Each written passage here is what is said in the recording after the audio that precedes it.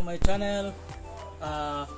Ang gagawin natin ngayon, gagawa tayo ng spur gun shock. Ito. Bubutasan natin dito sa gitna. Let's start!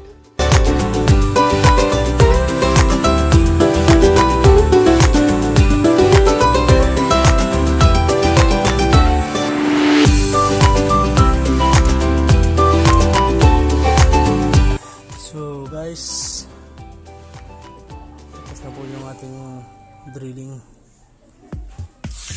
Pag wala kayong vice clamp, pwede nyo ganito ang gawin. Ipit nyo lang siya para hindi siya mag-move. So, kita nyo. Para pag nag-drill na kayo, hindi na siya mag-move. Ganun lang po. Ganun lang po kasimple. So guys, yan na po. Tapos na po yung ating sima. Tapos na nga ito ang sima.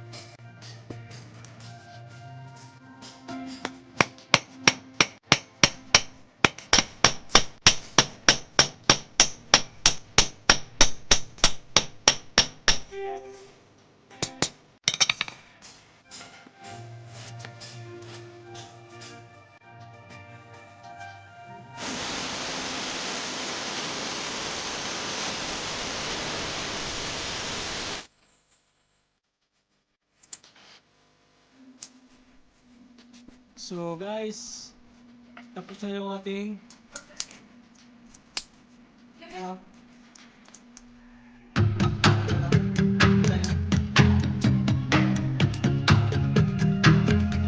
so guys, kung nagustuhan nyo, please don't forget to subscribe, like and share my video. Thank you.